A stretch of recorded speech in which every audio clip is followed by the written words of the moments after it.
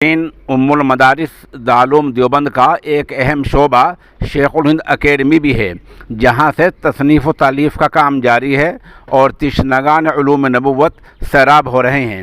Academy کا کام کیا ہے، کس طرح کام انجام دیتی ہے، اس سلسلے میں سوشل انڈیا نیوز کے اس نامہ نگار نے اکیڈمی کے نگراں عمران اللہ قاسمی سے ایک تفصیلی انٹرویو لیا ہے، ملاحظہ ہو۔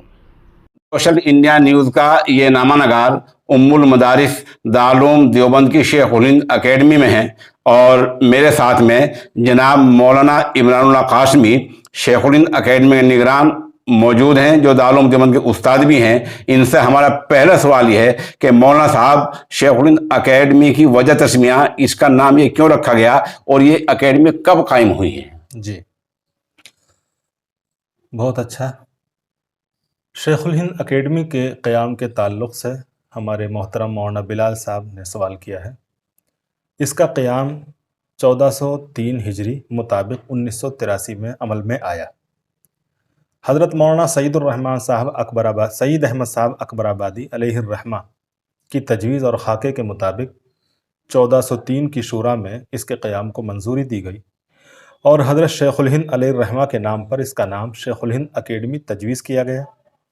حضرت شیخ الہند مولانا محمود حسن صاحب دیوبندی چونکہ دارالعلوم دیوبند کے اولین طلباء میں سے تھے اور دارالعلوم دیوبند کی مسند تدریس پر تقریباً 43 سال تک وہ فائز رہے۔ یہاں درس و تدریس کے ساتھ ساتھ تحریک آزادی میں آپ کی نمایاں خدمات ہیں۔ آپ کو مالٹا میں اسارت کا زمانہ بھی گزارنا پڑا اور تحریک ریشمی رومال وہ مشہور تحریک ہے آزادی کے اندر، جس کا ایک بہت بڑا نمایاں کردار ہے۔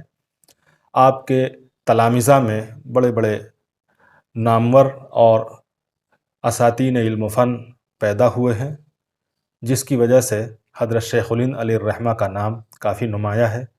اسی بنا پر حضرت شیخ الہند علیہ الرحمہ کے نام پر اس کا نام شیخ الہند اکیڈمی تجویز کیا گیا۔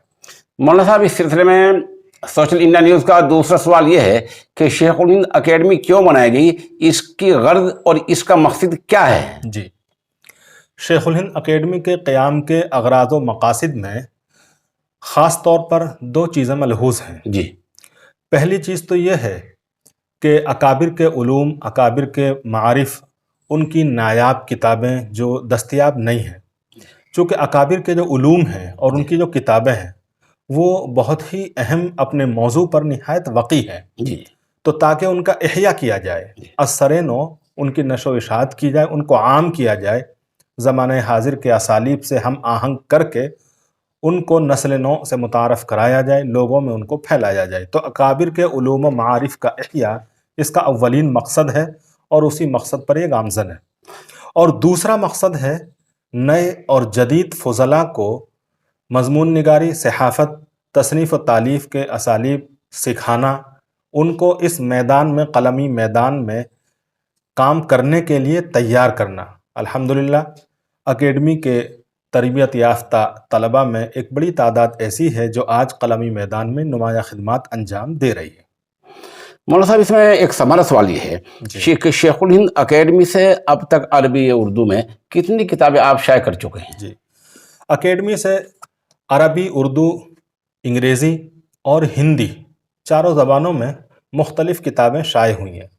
اب تک کی طبع شدہ کتابوں کی جو تعداد ہے جو اکیڈمی سے شائع ہوئی ہیں، ان کی تعداد تقریباً 54 ہے، اور اس میں زیادہ تر کتابیں تذکرہ، سوانح، تاریخ اور اسی طرح سے فقہی مسائل سے متعلق، حدیث سے متعلق، اس طرح کی متعدد کتابیں ہیں۔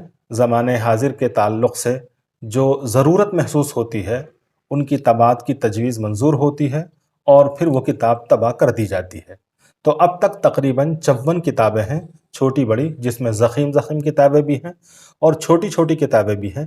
54 کتابیں تقریباً اکیڈمی سے ابھی تک شائع ہوئی ہیں۔